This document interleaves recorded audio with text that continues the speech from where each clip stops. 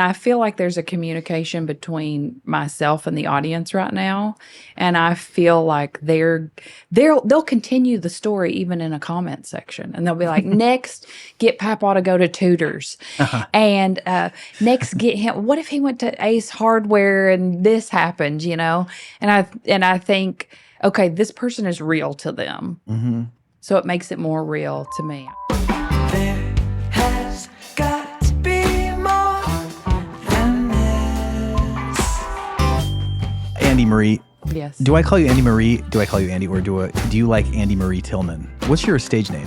It's supposed to be Andi Marie Tillman, but I also like it when people call me Andi Marie because it reminds me of like getting scolded or something.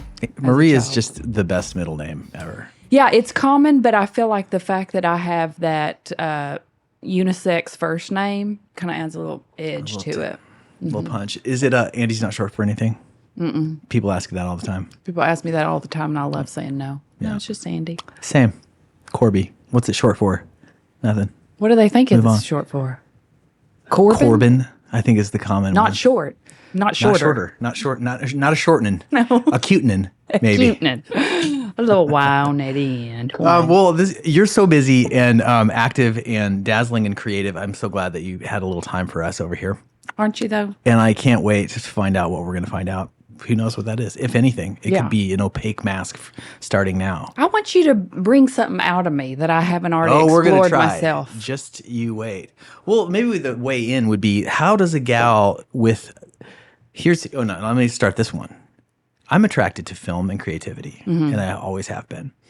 I feel like you had we met in high school, I would have been afraid of you. And I think of this, I say this because to me, you're like would it be fair to say you're a theater kid? Yeah, exactly. Of course. And when I was a kid, when I was in high school, the theater kids were just like, I couldn't hang. I wouldn't even try. How you guys were geeky were you? You couldn't hang out with the theater kids. I just was like, you guys are so much, and like it's all. And okay, to me, when you're saying, at first I thought it was like a fear, like an intimidation of personality. Cool.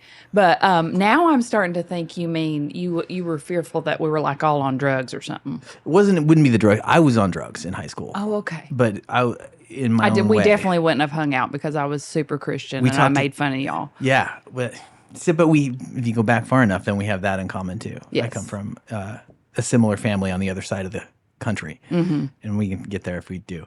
But no, the theater kid is so flamboyant. That would be a great word for it. And I'm anything but. I'm making a strong effort. If you're listening to this, you're just going to have to picture what we're wearing. Find a picture. It's I'm being outdone yet again.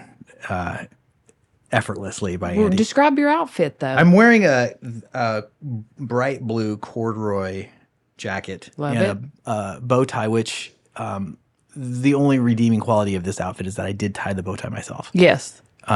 So there's a gentlemanly aspect in that. Thank you. Whereas across from me sits our guest, and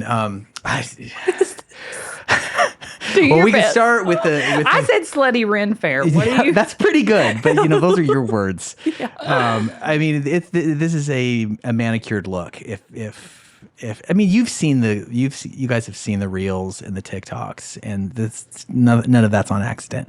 So none of this is on accident either. Right down to the pointy ears. Yes. Just picture the pointy ears, and you picture our guest.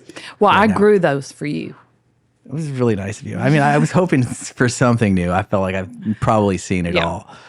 Okay, well, how does one such as you, a theater kid from Appalachia, how did that square when you were in youth group, say, in the small town? I think looking back on it, people thought I was better than them. But at the time, here's what's funny. I thought that I just wasn't cool enough to make it with the cool people there. So I was like, I'll find my tribe. But when I've talked to people afterward, they said, you were really not approachable in high school. And to me, that is, all I wanted was for people to approach me, especially boys. I just wanted to be, I didn't want to be funny. I didn't want to be cool. I just wanted to be hot. Yeah. You know what I'm saying? But I had to make up for it in other ways. I had to be like, give me fucking attention. But yeah, what's weird is your paradigm at the time. You see yourself as, I saw myself as like a martyr or a misunderstood type. And Enneagram 4 stuff. I don't know if you do any of that. The Enneagram 4. Oh yeah. Is that what you are? Wing Do you 3 know? apparently, which is an aristocrat. Are you the same? I mean, Well, hello. yeah, I'm dressing in the uniform right You're now. right. We just are two sides of the same coin. Well, it's interesting. Okay, continue. I didn't mean to interrupt. So I don't know that I had much more of a point. your ploy was, I feel like such a misfit. I need this is my way in to be liked, and it was interpreted as, Yeah. oh my God, this chick thinks she's the coolest thing. Way more than we are, and I'll keep my distance. Was the interpretation. Yes. And also, that was complicated by the fact that, like, I got a boyfriend my sophomore year of high school, kept him all the way to my senior year of high school, and I was just shoved up his ass. You know, that's the kind of the way that I have always coped. No. What does that mean to the uninitiated? Shoved up his ass? Because I assume that's... It's not this is not euphemistic anyway, okay. Or metaphor. Yeah, it just means that I partnered up with him. I spent all my time with him. I sought a lot of shelter and validation in that relationship that I felt like I couldn't get in high school. And really, I don't know. I'm kind of a partner-oriented kind of person. I've always been that way. Throughout college, I had the same boyfriend all throughout college. I don't know. I feel like I totally derailed that conversation. This is a whole. You were partnered up at a young age all through high school. Yeah. And then how did that fit with the dazzling persona? It just made me seem more aloof and more not approachable. Because you were with him all the time. You weren't like hanging with your girlfriends. Say. No, I had some girlfriends and we did some. We hung around each other while we were in school, but I was doing plays 4 to 5 days a week, and that was an hour away from my hometown. And this is from the time I'm 13 all the way up until the time I'm like 20 years old. So I didn't have a whole lot of time for extracurricular stuff in school. You know, I found my people in regional theater, and so it just encouraged me to get weirder and weirder, and increase the aloofness from your peer group. Yes, which is kind of an advantage, right? In a creative sense, in that the less accountable you feel to a social group, the more you can let your freak flag fly. Yes, but I also think that I never developed certain coping mechanisms, things that I'm still learning. If I feel at all neglected by one friend, I'll never say anything about it. I just am an escape artist. I'll just escape into a new realm. You'll never say anything about it to them, and then you'll like ghost them, or you'll just pretend it's fine. I would never. Yeah, forever. I would just pretend. I don't ghost people. If people reach out to me, I'm there. But I don't want to tell them that I've been hurt, or that I don't feel seen, or that I don't want to seem weak. So I just find a new group. I don't like that about myself. I wish I would have learned to like work things out. But this is kind of my coping mechanism. Well, it's also not too late. You're not dead yet. I know. I don't know why hope. I think I need to have a fully formed, like I should be fully evolved. I think we all think that. I mean, yeah, I guess you're right. Every single year. Think about thinking that when you were 22, though. I mean, I thought I had arrived at 22. What in the shit? yeah, everybody. I mean, that's one of the best things about being 22 is nobody can tell you nothing. Yeah. I miss that a little bit. Yeah. The sense of invincibility. What do you miss most about being 22? Well, the sense of having my whole life ahead of me. And so that nothing really, I was free as a bird when I was that age. I really did whatever I wanted. I had all kinds of adventures. I had multiple day hiking trips. I did all kinds of stuff, even though I knew I was determined to make it in music from a young age, but I also wanted, knowing that, I knew that this commitment was going to, at some point, be predominant, and I would sacrifice everything else to it.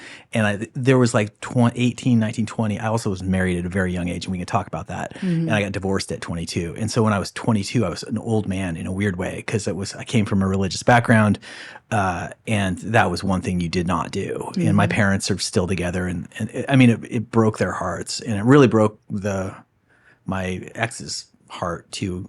I don't know if we'll just leave that alone right now. We don't need to have go to. any farther into that. But it made me feel like I had disappointed the whole world, and yet I did it. I willfully did it. It's not easy to get. All of a sudden, I'm talking about this, so I just will. It's not easy to get divorced. Having gone through it, I have a new respect for people who do. Prior to that, I was like, people who divorce are quitters. That'd be the commonly common term used to denigrate those people. And the thing is that it's really hard to get divorced. You can't just like wake up and go like, you know what, I think I'm kind of done. Maybe you do, but then you got to go, okay, I guess I'll file the petition, and then I got to have the hearing, and then we've got to divvy up all the stuff, and then I have all the conversations with all the people and handle all of their feelings of disappointment. And it takes months, and it's like easier to just stick with the momentum. And at that point, I was just like, I don't want to do this anymore. And I know that it's going to wreck everybody I know in my relationships to everyone are going to be hurt, maybe permanently. And yet I'm still going to do it. And that was a weird thing to do. Like, you look at that in the center of it, and you're like, am I a bad person? Am I? Because I just knew what I was getting into, and then I didn't want to do it anymore, and then I knew what the consequences of that were going to be. I spent a lot of my 20s kind of beating myself up about that, and so it's fine. It's been a long, long time. She got remarried. It was okay, but there was a long period of time where I didn't date anybody, and I handled a lot of. But the upside was I channeled it all into music, and I just had a band and was serious about it. I wrote songs, and I just, as people sometimes do, just poured that sense of inadequacy into work to offset that thing. Anyway, but prior to all that, somehow still during that time, I was just like, I'm going to be serious about music, and so I'm going to go crazy too. Yeah. And so I did a lot of crazy things, hitchhiking and whatnot. That is super which cool. I really miss about that time of life. I tell you what, that, I'm just going to make a note. We could put a pin in this. You said you knew what you were getting into and you failed anyway. I would argue that you didn't know what you're getting into. I don't know that anybody really does. And Sure. I think that, I don't know that our morals have crumbled as much as people think. People would have gotten divorces in other centuries if they could have. Sure. 22. I want to get back to that. 22. It's a great number. Here is the thing about being young, is the fact that you can let your daydreams run wild because you've got your whole life ahead of you. So everything does seem more magical then. I think things can get more poignant as you get older, and things can be richer or deeper. But there is a certain kind of joy and like rapture in being young, because there's just so much more ahead of you than behind you. It's fantastic. Yes. And to all those young kids listening out there, I would encourage you guys to go as crazy as possible, because you have the rest of your life to find a house and make a mortgage payment and be a loyal partner, which you should do all of those things, or at least, the loyal partner thing's not a bad one. But when you're young, you can recover from almost anything. Yes. And so test your own limits, go out there and see what you're good at and what you're not good at. And now is the time. youth of the world to find yourselves. I feel sorry for the people that are 25 and have it, quote, all together. Like I don't even know if that's 100%. true, but the facade that you see on YouTube with the 25-year-old millionaires that are like, this is how I made My first million 10 at million. 27. Yeah. I think, where's it go from here, buddy? Yeah. This is like you said, this is your time to be backpacking and crashing cars, or maybe not into like schools or anything, but just like into a random tree. Not into schools. That was really specific. Why I'm thinking about crashing cars. I'm lucky I didn't crash cars. See, that's what I did. I got a lot of my drinking out early on. Yeah. And I'm glad I did it. I'm glad I did it. And It got really sad there at the end, but I'm glad I did it. So you took your last drink maybe a year ago so far, or is it longer? 4.5 years ago. You're kidding me. No, I'm not kidding you, honey. I thought, okay, wow, that's longer than I thought. We met, we hung out at the Urban Cowboy whenever that was about a year ago. It was last summer. Right. It was last fall. It was last October. Yeah. And for some reason, I thought you had said like, oh, it's been about 6 months since my last. But No, I didn't. yet That again, wasn't me. faulty memory. That wasn't me. Well, that's great. Congratulations. And Thank you. man, alcohol is a tricky one for everybody. Alcohol is so much fun until it's not. Yes. So that's why I don't even get on the alcohol hating train, because it's like, of course you would do that. And I had a lot of fun. I had a lot of fun drinking. I just got to the point where I just couldn't stop. Yeah. So I Would you drink in the morning? Like, was it like Corby, ridiculous? Was there it? at the end, I was like one of them like romantic old fashioned drunks. Yeah. Who's that guy? It ain't Bukowski, but it's one of those. He's one. Yeah, but one of those guys that told you about like how he'd get up, he'd drink a beer in the morning, then drink some whiskey at like noon. I got to be like that, and I didn't know how physically addicted to it I was until I tried to stop cold turkey, and I started getting the old fashioned shakes. Yeah. I can't believe I didn't get like jaundiced eyes. I went to the doctor and they said that my liver was compromised.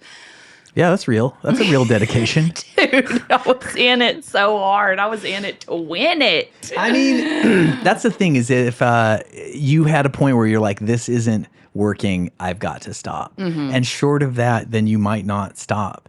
I like drinking a lot. Yeah, it's I do. fun. And I have a relationship with alcohol, and I have since I was young.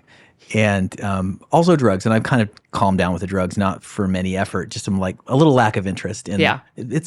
life is really interesting. I'll tell you this, is that you can't write and be high. You can kind of write and be buzzed. Yeah. But you can't form great sentences or even have a shot Yeah. when you're really, you might have a zinger or two. It's not terrible for songwriting. For me, like pot isn't terrible for having a little memorable line, but you can't like make a song when you're stoned. So for me, my desire to be creative rests on some need to be sober. Yeah. But then the relaxed side of it and my social anxiety, which is significant, it's made so much less if with an IPA in my Yes. hand, Well, it makes things feel better than they are.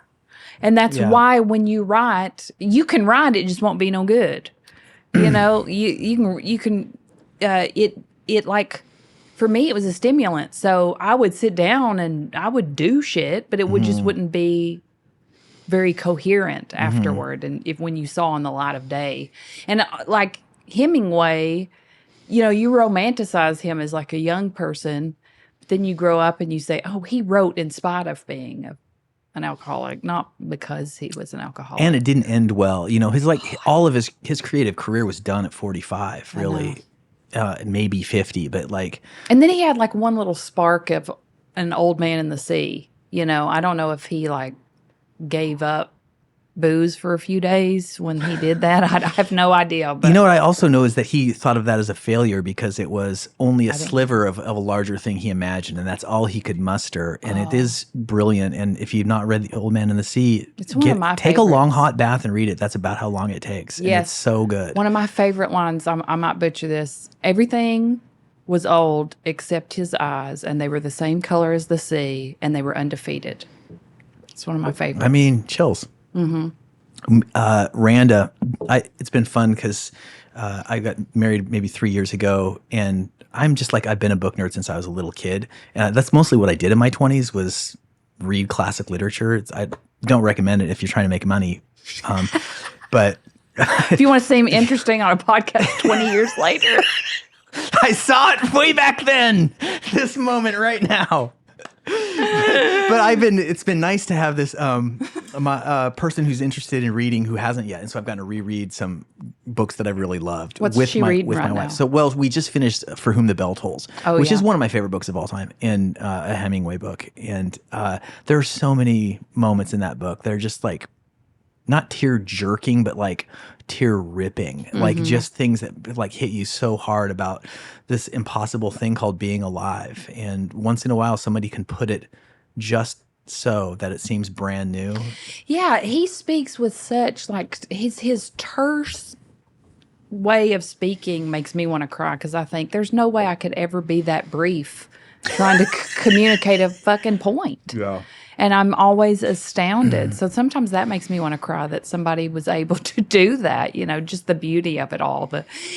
My favorite Hemingway is that one where they're all in Paris. What is it called? Something at noon. A Movable Feast. A Movable Feast. Yes. Thank you. That's my favorite one. That one's so great. Yeah. That one's also a short story collection of sorts. So I like that too. Is it a They're not really related, each of the stories. It's all kind of around Paris.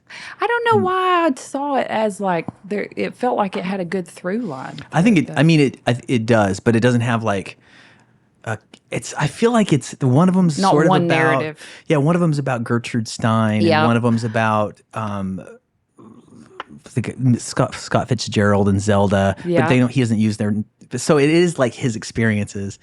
I noticed that I really like literature that seems to be pretty close to biography or autobiography. I noticed that it sort of has I'm going to use a dictionary word here, verisimilitude. What is that? It means just like a realness about it. Like when people write about their own lives well, especially the interior of their lives, it's almost effortless if you're accustomed to writing that way, to write something that feels really true. Yeah. Instead of like imagining a character and how they'll be and what's going on inside of them. It's always a little once removed. This is just, I don't even know if I believe what I'm saying right now. If I talk long enough, I'll just love it. Yeah. If I talk long enough, I always end up saying the opposite thing. It's a miracle of conversation style. We're amazed by ourselves every day. We're new to ourselves. So go ahead. I hope so. Well, okay, enough about books for a second, but we can also come back to it. We can come I'm just back. thinking about, we'll put a pin in it. Let's talk about all of the characters. And maybe a thing that I would be really interested to know, you are creative in many ways, right? You have genuine music talent and a need to express yourself from your own point of view, which is like a different thing than I think people who want to write songs that get people's attention and make them famous. And not that those things are mutually exclusive. Right. We all sort of want to be famous. But you also you are an amazing improviser, the best person I've ever seen on the internet improvise. I don't just go with me here. Okay. And then there's all of the characters that you've created. And I guess at what point did the characters start to be like a thing that you're like, oh, maybe I should spend more time doing this? Is that like when they got attention? Yeah. When did they get attention? Maybe that's an easy question to ask. I mean, I was always doing characters as a kid, and I was always imitating people and people in my family or people that I saw on TV. So this is it's not a new thing. I think a few friends had encouraged me to put characters that they had seen me do for them online. As in, I have this Pawpaw character. Yeah. And people were like, just put it on, why not put it on TikTok? You could just throw something up there. And I thought, I had no interest in TikTok because I hadn't even scrolled on it. I hadn't even partaken of all the media that's on there. but I thought, I'm not embarrassed of it. I think it's funny. I'll put it on there. But there were no stakes. That's why it's been so fun, is that I didn't dream of doing that. It was just something I naturally have always done. So I started putting it up there. People said that they really loved it. And I thought, well, shit, I love it. I mean, I love doing it. So why not keep on? When was that? With your first TikTok post? That was a couple of years ago now, which is weird. Yeah, just 2 though. Just 2. Yeah. June or July of last year. And I mean, it's a rising tidal wave. I feel like that's not the story of which has not been fully explored. Or, the story's not over with what you're doing Story's on not over. on the social media post. So, is that has it changed your relationship to those characters and your feeling about the freedom that you felt at the very, very beginning, in terms of just like, I'll just throw any old thing up? Right. I like the banter back and forth. I love theater, and I actually love really experimental theater. So that usually is a communication. Like off-Broadway shows, you go and it's like they're testing the ground. And I feel like there's a communication between myself and the audience right now. And I feel like they'll continue the story even in a comment section. And they'll be like, next, get Pawpaw to go to Tutors. And next, get him. What if he went to Ace Hardware and this happened, you know? And I think, okay, this person is real to them. So it makes it more real to me. I think in this, it's not in an embryonic state, but it's definitely in a testing phase right now. And I feel completely comfortable with that. And it feels fun and exciting to me. I don't take this seriously. I really don't. Yeah. I don't think of this seriously. I take my music too seriously. It's been so refreshing to be like, what the hell was I so serious about? I'm not a serious person, you know? Well, you also maybe are a serious person. Yes. But you know what? I'm only serious when people think I'm unserious. So I think I'm a little bit being a contrarian.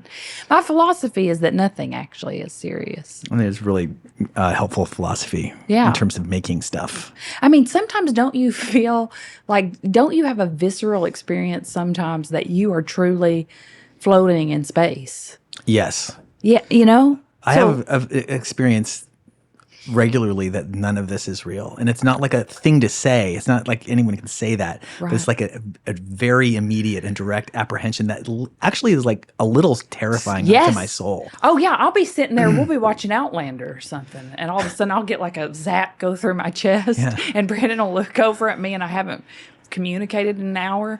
And he's like, wasn't that funny? What's going on with you? And I'm like, I just thought, maybe none of this this is all just existing in my consciousness. Yeah. So what if you're not? I know that you're real. Don't get mad. I know that you're real, but I don't. Yeah, I don't.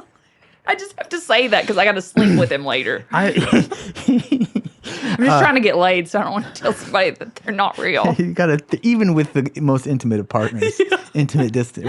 There's a great quote from one of my favorites, Rainier Maria Rilke. Do you know that guy? Have you read Letters to a Young Poet? I was so scared you were going to say Renee Brown. No, that's Brene Brown. Thank God I didn't even know her name. Nothing to, if Brene, if you're listening, we love you too. Oh, do we? But, well, I was just, in case she's listening, I don't want to be rude. But he wrote a book called Letters to a Young Poet. You would actually love that book. And I always recommend it to young people out there. But there's a quote in that book that even between the closest to people, infinite distances continue to exist. Mm-hmm. And I find that to be a really encouraging for intimate relationships, especially for people who are kind of afraid when they get involved in a serious relationship that they're going to be squished or they're going to disappear or they're going to be known too thoroughly. Yeah. I don't think it's possible to be known too thoroughly. Well, you're not known to yourself. And that's why. Exactly. Sometimes people will have an insight into you that you didn't even have into yourself, and that's That's a certain kind of intimacy too, that somebody saw something about you that you didn't see. But and that would feel permission to share that. That would be okay to share that. Yes. That's true intimacy. yeah. I know lots of things about people I haven't said anything, said about to them because Do you ever ain't plan my business. to? No, I mean, no, maybe, no. I mean, like leaving my spouse out of this conversation is too fraught. Yes. That territory. With my folks, I think about stuff sometimes about, you get older and you reflect on like, why did I set out on this path? Why was I so determined? Why do people want to make art? Why did I want to do it? And for me, it was like, because I got attention at an early age for singing was the first thing ever. And the cute girls wanted to be next to me in the 3rd grade Christmas program. And I was like, hello, life calling. And, but like, why was that? Why was I so in need of the attention of girls at a young age? Anyway, I'd like not to like go super hard on that, but I kind of know some of that. Yeah. Some of why. And without getting all into that, sometimes I desire to have a really frank conversation with my folks, but I actually don't know how to do it. I don't either. And I actually feel that I'm super close with my mom and dad. However, I have so much respect for the fact that they've lived their life the way that they wanted to. And like, why would I want to threaten that in any way? Like, there are things that there are things fundamentally that we see differently, that we believe. And I feel uncomfortable now that they're at the end of their life to go up to them and dismantle that in any way. Much respect for that take. There's an argument that could go, well, maybe it's not a dismantling so much as it would be an increase in the authenticity of y'all's relationship, which would be the only reason to set about doing something as disruptive as that. Like, I don't want to. I share with my parents. I adore my parents. Yeah. And I feel really lucky. People talk about privilege and stuff. And I'm like, I was privileged in the sense that I was my father's son. And I saw like this guy was such a great role model for me. And I still have like a childlike view of the bar being so high that it calls me, it makes To me something be greater. better than I am in a way. So I feel really lucky about that. And yet there's this, there's something about, with me, I left home at 18 and I never went back. And I moved 3,000 miles away to chase this thing. And that's definitely had real consequences in terms of my relationships with my family. And that stuff is real to me. And especially as you get older, you realize like family is more important than it was when you were 22. Yeah. And so there's that piece of it. I'm just like, I would like to repair some of whatever that damage. I wouldn't even call it damage. Just like this gulf that exists between. That's why I would want to. And Right. I also don't know how. So anyway, that's. Yeah, I feel like maybe I'm just still too close to them. Like, I feel like my mom and I are emotionally incestuous in a lot of ways. I swear. I do. I do think that. I think that she wants to know too many things. She wants to be too close. And I tremble inside when I think of her dying. It's like an unhealthy. Everybody who loves somebody should have a healthy grief at the thought of that person going on. Mine is like, what's the point anymore when she's dying? It's like I'm untethered to the earth. The metaphoric umbilical cord that ties me to this earth is gone when she's gone. So that's not good. The stakes aren't low. I'll say that much. Right. So, I mean, I'm figuring that out too. But maybe me having a kid will solve all that. See?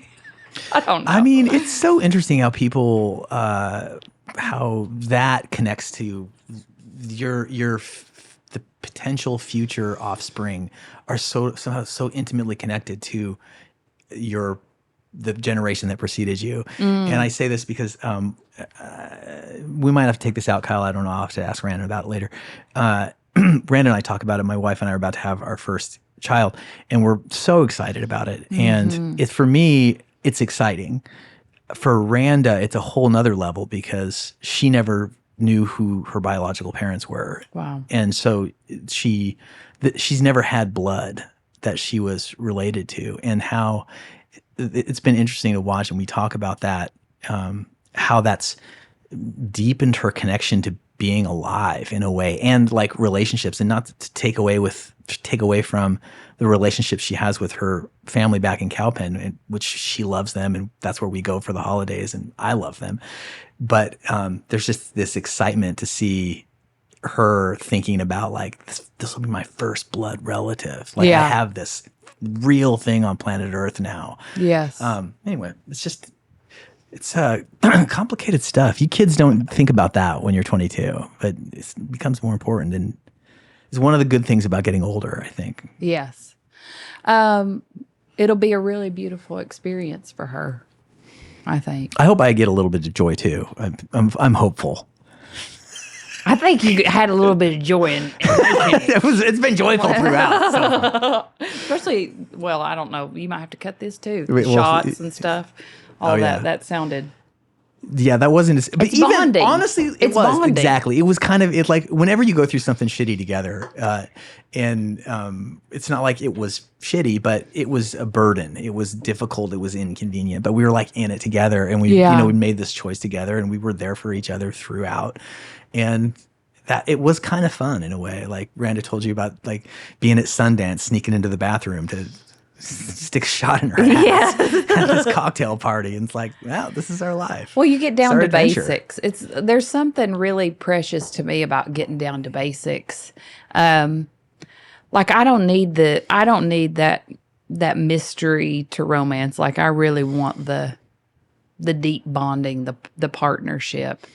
I was going to ask you how your relationships competed or didn't with your desire to be creative. Was there ever a priority problem? Were you ever like more determined to be the creative weirdo that you had in your head, or the achiever that you had in your head? Was that more important to you than a relationship? I had controlling partners. I had really controlling partners. Brandon is the first person that has given me total freedom in a relationship. Like too much to where I'm like, now put some boundaries down. Be a man and put some boundaries down. Tell me no. Yeah, tell me no. Say something. But yeah, I had very, very controlling partners. My first partner was really actually physically and emotionally abusive. And I think the wild thing in me is what initially drew us together. But again, we're talking about kids here. We're talking about 16-year-olds. And I'm not saying abuse is ever excused. I'm just saying we were really young, and there were a lot of hormones and a lot of figuring out what boundaries even were. It's arguable that we shouldn't have ever been partnered up at 16 to begin with. Like, what was that? Why were we playing house? But yeah, I think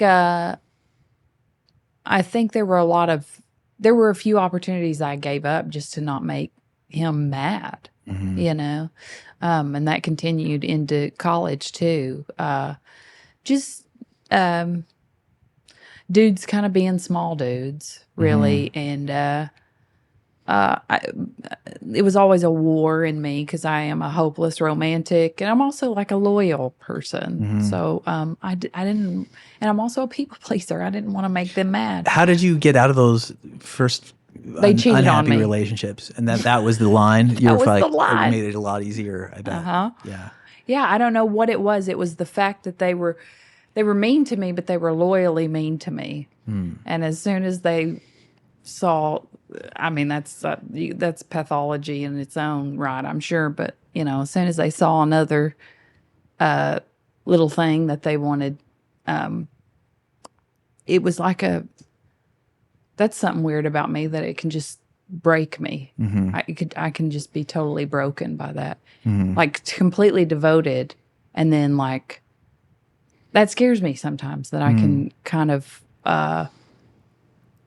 completely divorce myself from another person. I mean, to take a bright view of that, it speaks to there being some inherent sense of just like self-worth okay, if this isn't good enough for you, you can fuck right off. Right. Because I know who I am. Yeah. If she's what's doing it for you, I hope you're happy. Right. Because it ain't happening with us anymore. Yes. I could see that too. Yeah. A less dim view. Thank you for bringing up the brighter side of my mental illness. You've talked about that a couple of times, and it makes me feel like it's something that you think about a lot, or you struggle with. This idea of, I mean, I don't really know how to talk about mental illness. I don't think about my shit in those terms, but I do have lots of shit that I do think of. Yeah. What is mental illness to you? I throw that term around too because it's in the zeitgeist. But I have kind of complex views about that too. Like I said, I don't even know that we even know ourselves, really. Even the most therapized person doesn't know themselves. I think rigidity is what I'm calling mental illness. People that can be okay when things are thrown at them, I would say, are mentally well. Or are at a place of like psychological peace when they're handed a card and they deal with it. I think that I'm thrown by too much, you know? I think my emotions are pretty unstable. I don't hate that all the time. Well, it's part and parcel with being sensitive in some ways. And having a mind that goes all the time kind of makes you funny. It'll make you go with the flow, it'll make you, it's word association, It makes you rhyme things and make good puns or whatever. But it'll make you spiral out when you're sitting in a field, and there's nothing to be scared of. Yeah. Things are at peace. Things are okay. You're not dying. You're putting yourself out there a lot these days, and there's some bravery implied in that, even if you're not taking yourself terribly seriously. Is that fair to say? And are there negative comments? I'd imagine. Oh, yeah. I never have seen them, but there's trolls. I've heard of Yeah, those. there are definitely trolls. What's weird is usually I read comments within the first 5 or 10 minutes that I do something, then I disengage. But then something will hit a new level, it'll make its rounds and maybe it'll go super viral, and then it'll collect the trolls. That's when they'll be like, why does this bitch think she's funny? How old's this bitch? Is she going on 60 or something, at first I'll kind of think that is funny because I probably would think the same thing if I was a 20-year-old man or something, and some of my stuff is chick humor, whatever, but then I'm I think, why? I don't even comment on things that I like. I'll see something from you and I'll be like, that is really awesome. And I won't even think to say, Corby, that's really awesome, and you're my friend. And so I just wonder what it is in somebody that makes them passionate enough to put fingers to, or, put the finger on the keyboard and type it. But that's what it's there for. It's okay. Sometimes sometimes I'm inspired by it. I'm like, ooh, I made somebody upset. That means something. Yeah. I mean, anytime you make somebody feel something, that's in some ways. You've provoked something. Yeah, it's exciting. Yeah. It's dangerous. It's kind of sexy. Yeah, a little bit. You're dangerous. I'm really not. We've been talking so long, and I've had such a great time, but I would love to hear a song or two. Please. And maybe we could play that first one that you sent me, Sins of Eve. And in anticipation of that, could you set that up for us? I wrote that song for my mom and for myself. The first part deals with her teen pregnancy. She was 16 when she got pregnant with my brother. And this was, in the mid-60s. She was a gospel singer, and she was not married. So it was kind of a no-no. She was singing on Grand Ole Opry, and she was like this pregnant 16-year-old. And there's a line in there that's like, singing gospel music is ineffective birth control, But she somehow felt that she deserved that it was a sin, what she did. She carried that. And I remember her telling me, I hope that you're better than me. I hope you can save yourself till marriage. And I didn't. And I, spoiler, but I've always felt a little bit like my sexuality is inherently dirty. Even in like marital, every once in a while it'll creep up on me.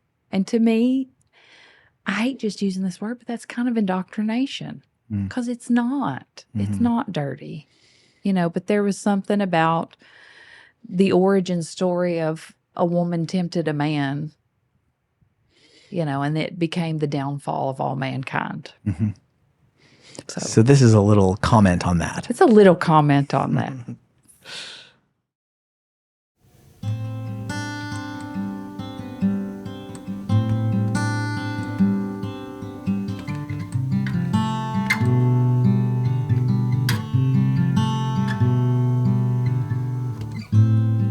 In 1967, a beautiful child boy, beautiful child, and that child was on her knees, begging him, please, take me to the dance, but his heart was cold, he was growing old before his time, jealous of her light. She was radiant with grief, bearing the fruit of his seed. Singing gospel music is an ineffective birth control.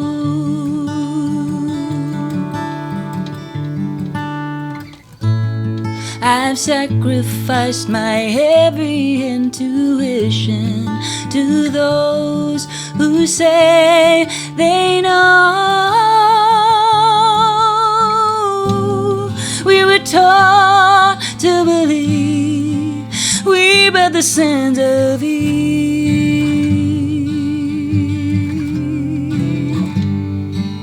We will spend our life on bruised knees, bearing the sins of Eve. In 1990, a graying woman bears a girl child, and she speaks unto the child every blessing from the text that she can revive. But the child is so sad, so stubborn, seeking salvation in the backseat a vicar and a man's affection will become the catalyst and the sky. A woman's body is her greatest blessing, greatest curse.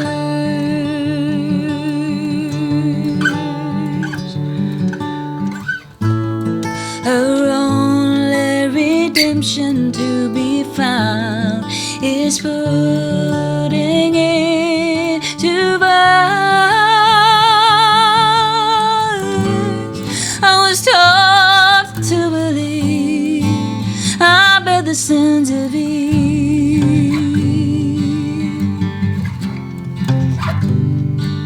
I will spend my life on bruised knees, bearing the sins of Eve.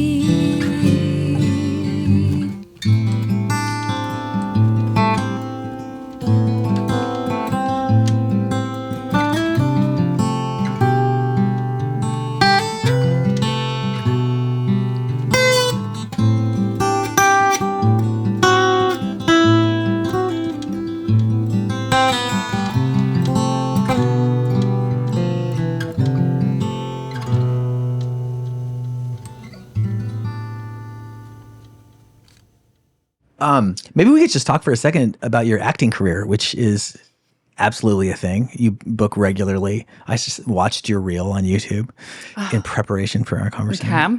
And you recently were on a music video shoot with some, borderline household names, let's be honest.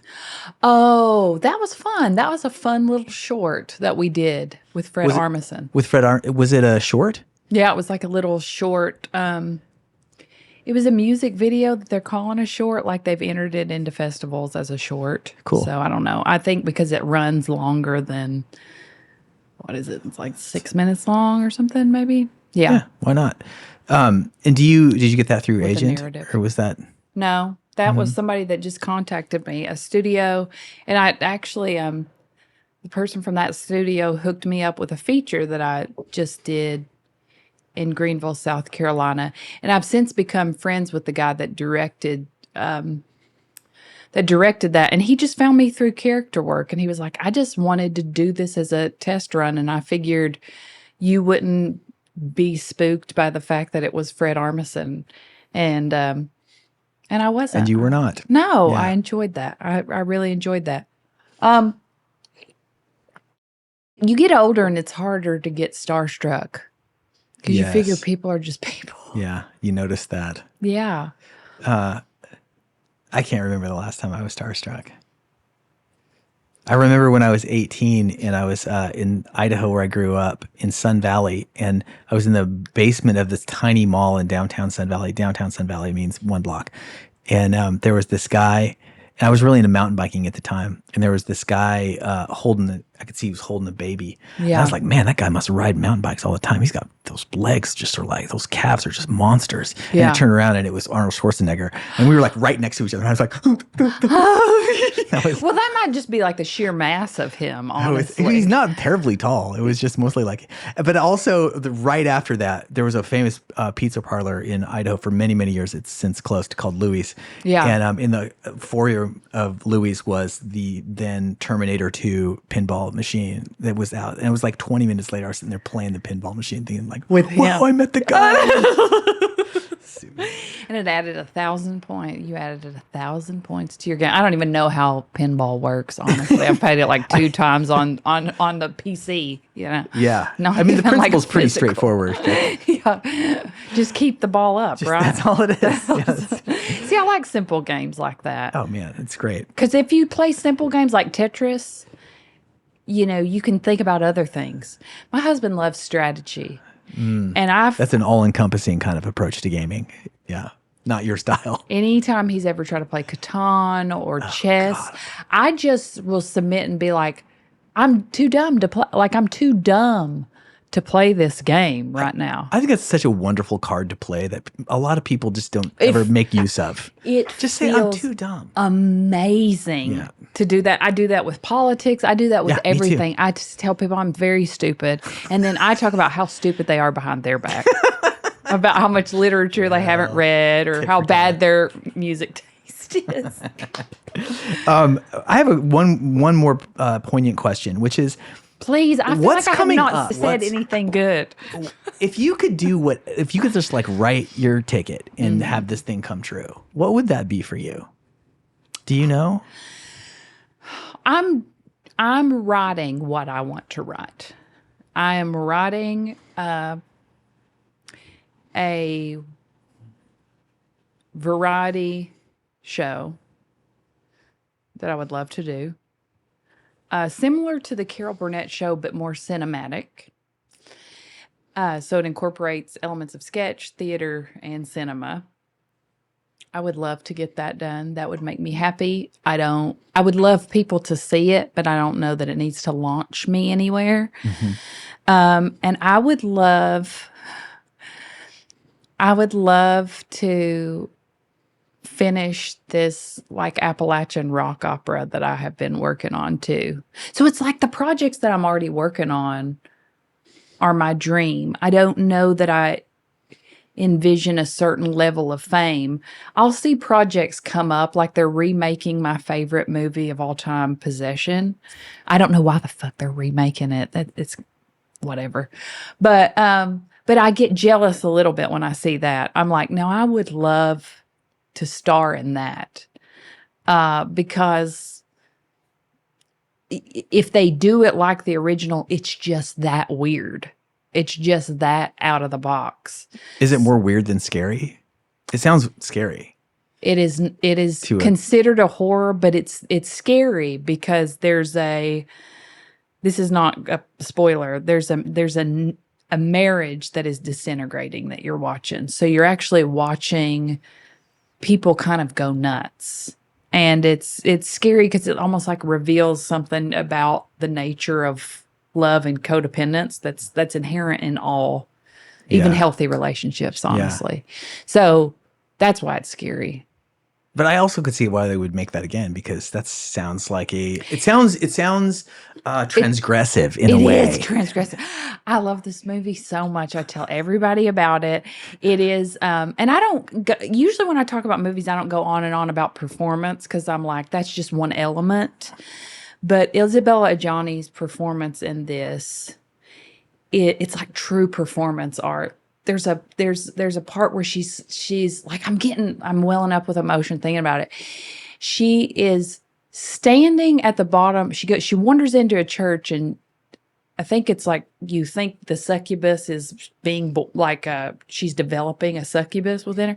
But anyway, she wanders into a church and she's looking up at this crucifix, and she just sits there for 5 minutes and she doesn't say anything. She just grunts. She's like, and you just have to watch it. I mean, it's just powerful. You cannot stop looking at her. Anyway. Wow. Possession. Yeah. Okay, that's good takeaway for me. It would be like my initial foray into the genre. Yes. Myself. So a Polish filmmaker named Andrzej Sawalski, I think. Yeah. I watched a Polish film not too long ago that was so good called Cold War. It won a bunch of awards in, I think, 2019 when it came out. But it's in black and white, and it's in Polish. It was fantastic. I watched it on the plane to China. I was on tour in China for a little while. Are you one of those Bergman fans too? I'm not sophisticated enough. My roommate Cody. Cody. Cody, that's his favorite. He'll wear that Seventh Seal shirt. Yeah. He'll be buried in that damn Seventh Seal shirt. I swear, it'll be like one shard of the, guy's face. But I really love a lot of Bergman. One of my favorite films is Autumn Sonata, and it's just because of the theme. It deals with mother and daughter, and they're kind of, I would say, emotionally incestuous situation there. But yeah, his stuff is like, I even like Tarkovsky, but I'm not smart enough to do all of it. I don't like all of Tarkovsky's stuff. It's way over my head. That was another one he tried to get me on board. I'm just like, this is like sticks flying around in the yard, and I don't want to make connections. I watch movies like stupid people. I'm not smart. Like when I watch movies, I want to sit there and I watch them. I like to read difficult literature. Yes. If I want to be challenged, that's what I do. Yeah. When I watch a movie, I just want to enjoy the story. Yeah. That's why I'm such a big fan of like those. I don't know. Back to the Future to me is like the gold standard. We just watched it again last night. It's fun. Like earlier. Yeah. It's so tight. It is. That's tight. that's what I like about movies. And that's art. That's pop art. It's amazing. Yeah. But then that's my take on. But like, yeah, if you get it gets too art house stuff. I'm like, see, I love art house horror is my favorite. Yeah, art house horror is my favorite. I watched an A24 one very recently. Where do you watch those A24? Yeah, they're the go-to now for all art house stuff. Yeah, that horror one where I don't want to give any spoilers, but a mother loses her child and it's not possession, but it's one word. One? It's mother. No, I don't think it's mother. I know what you're talking about. This is another feature of the Morse Code podcast where Corby tries to remember a reference in real time, and Kyle meanwhile is frantically looking it up. It doesn't matter. But I enjoyed that. I was like, yeah. Hey, there was like a Chris Farley bit on Saturday Night Live sketch when they were like, "Hey, remember that one movie?" Yeah, I thought that was a good one. It's the whole punchline. One of my favorite Portlandia episodes is they're going back and forth on like articles that they've read. They're like, "Did you see a blah blah blah blah blah blah?" Yeah, I did. Did you? And it's like a competition between people of how obscure their articles and their lit is. I love that. Yeah, I feel like that game is played regularly in East Nashville, way over my head in terms of music. Yeah. I'm just like that John Prine cover on that record that only came out in Europe. It's the B-side. It's only been played once. Well, I'm unabashed about how I don't know new bands. Yeah. Like I really don't know new bands. Now I don't think that that's something to be proud about, but it's almost like I'm waiting to be like wandering somewhere and be wowed by it. That's such a wonderful surprise experience that there's no substitute for that. Yeah. And also it's impossible to keep up with everything. Like, especially now where music moves at the speed of Spotify releases every Friday. Yes. It's like, unless you're some guy who's got an intimate need to show that he knows exactly what's fresh right when it comes out, you're not going to be that person. And one of the things that I'll say this now that I'm on a little bit of a tear is that I'm shifting a lot away from the crank on music, which was my self-definition for 15 plus years, maybe 20 plus years. And doing the thing now that I've always known that I was going to do when I got to be a man of a certain age, which is writing. And I can hang with the pace at which books come out. That's my speed. That's my scene speed. Yeah. And I know that there's way more books that come out than you can ever read. And there's plenty of books that come out every Friday that if you want to try to play that game. But the nature of the book community is that the cream rises much more slowly. Yes. I'm like, I was just talking with a friend of our family's, about a book he read by Richard Powers called The Overstory, which came out, I remember, in 2018. And I'm like, that's current to me still. Yeah. I want to read that book, and I will read that book. I know I will. And it'll be fine when I read it 6 years after it publishes. Maybe these people are consuming via Audible, which is still consumption. I'm not saying it's not, there's oral history was before people could read, but maybe they're just consuming it that way, and that's how they're able to keep up. I don't know. No problem. Hey, do your thing, guys. Yeah. Although I will never own a Kindle. I'll just make that statement right now, loud and proud. To me, there's no greater artifact than a paperback book. Mm-hmm. I'm on 4 decades of of my love affair with paperbacks. It feels good to turn a page. It really feels. It does. It's I mean, doing this loses a lot of its magic. I do not have a Kindle, and I can't read things on my screen that well anyway. So, Well, I also feel like so much of our work, my work, I'll speak for myself, is done on a screen. That I associate screens with work. yeah, Even if I'm recording music, I'm mixing, or editing a video or whatever, it's all on a screen, so that it's just like so nice to close the lid, yes, get out the old fashioned. it feels Dang. more real. It Yeah, does. It's wonderful. Speaking of more real, maybe we could do one more song Yeah, if you feel up to it. I'm up to it. I know the title of this song. Oh, this song It's is Highway 63. called Highway 63. And It's about what it says. There ain't nothing cryptic in there.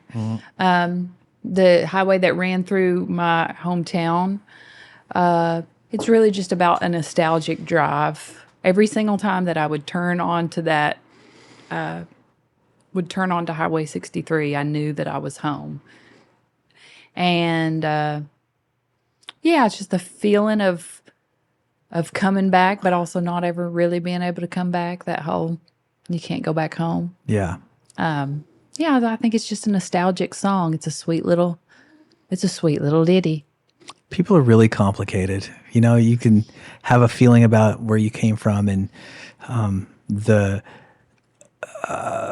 religious system that was imparted upon you and its shortcomings or its drawbacks. And then you can also be like, I love coming home.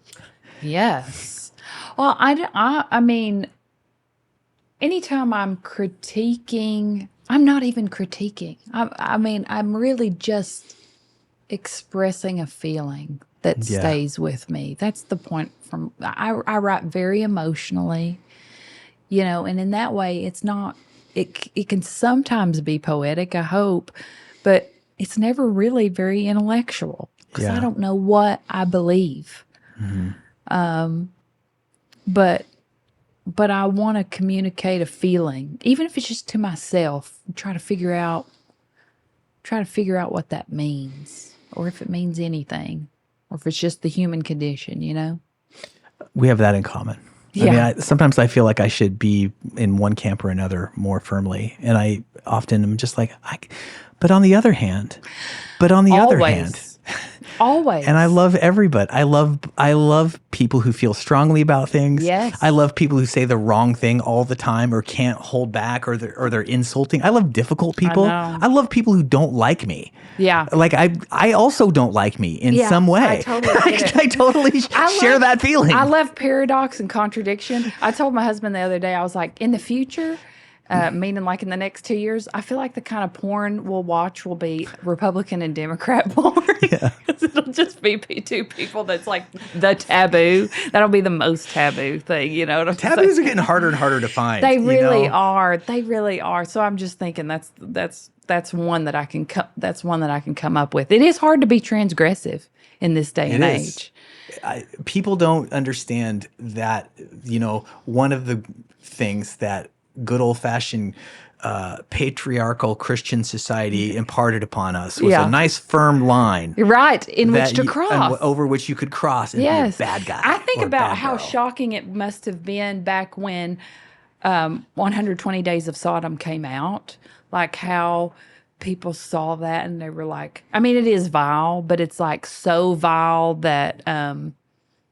it's comical. Yeah, it gets comical, and it's like, okay. Yeah. But back then, boy, that must have been titillating and terrifying. Yeah. My father, who has never sworn in his whole life or drank alcohol, once confessed to me that we also grew up in a lineage called the Nazarenes. Yeah. There's one right down the street. And in that deal, you're not supposed to play cards or go to movies. We played cards all the time, so obviously that one didn't matter. What is this verse?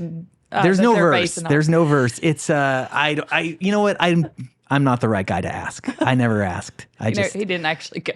But we went to movies, but not only G and PG, and even PG was just like He would really just shake his rankled head. my father. I remember one time we used to I didn't own a VCR, or the family didn't have one. Maybe I was about almost graduated from high school when we got one.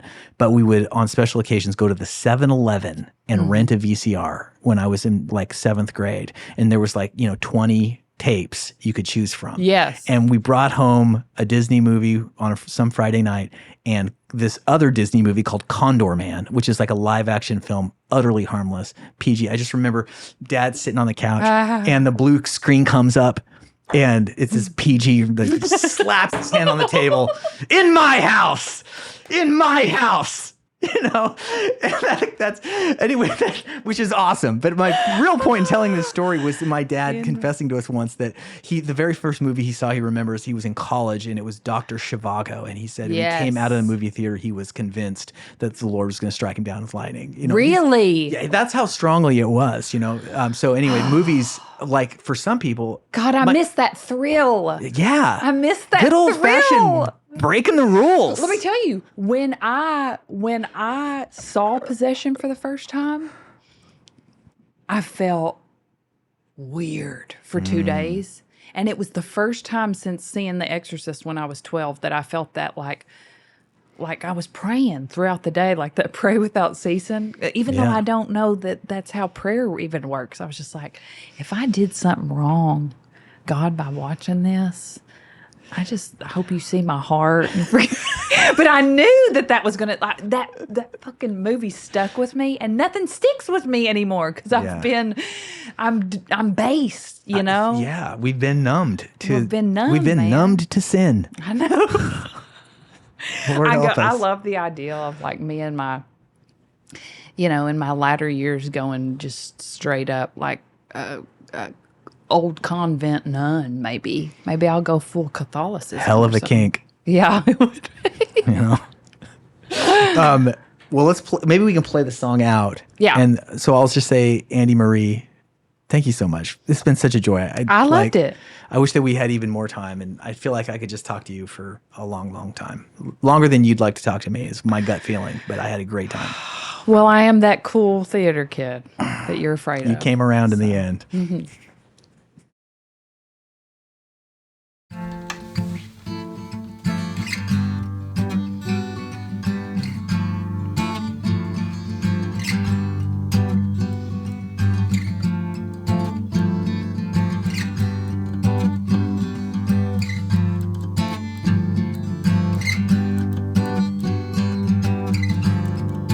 Letting my hair fall, this ribbon of Highway 63. I'm tender of heart, dust and ether, letting Joni sing for the roses and for me. Hail the lumen walls of jasper, globes of fairies made to sing.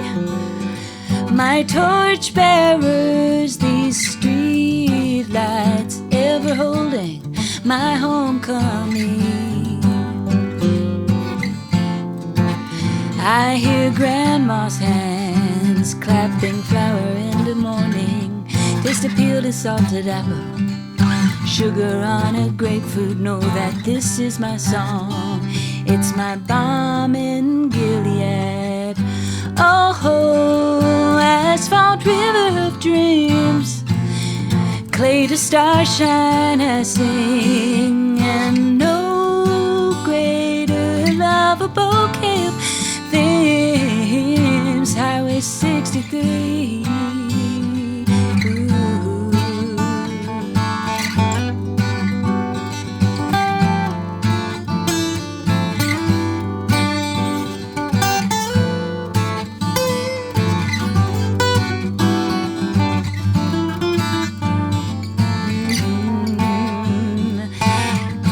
I've been gone for so long now, they don't recognize me at the dollar store.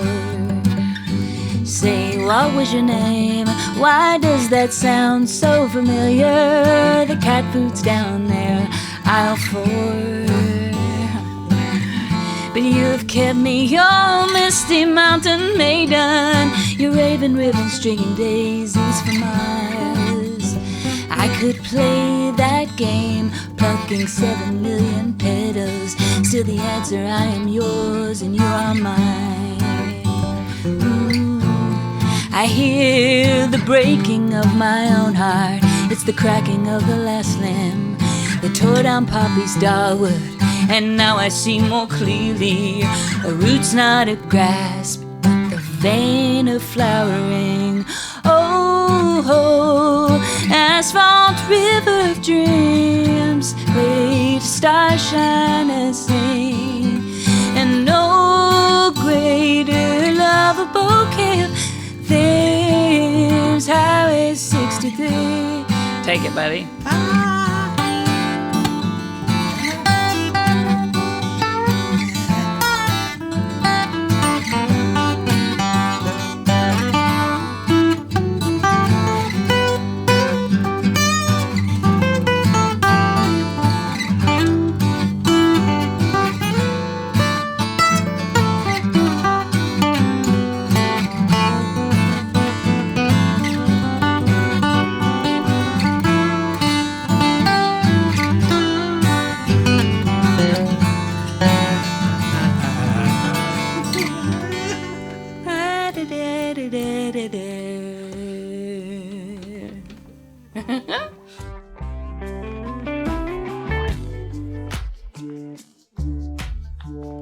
Hey, thanks for watching. Go ahead and click here to like and subscribe. You can click right there to watch another video, or click here to watch a playlist featuring the songs of the Morse Code Podcast. Okay, thank you very much.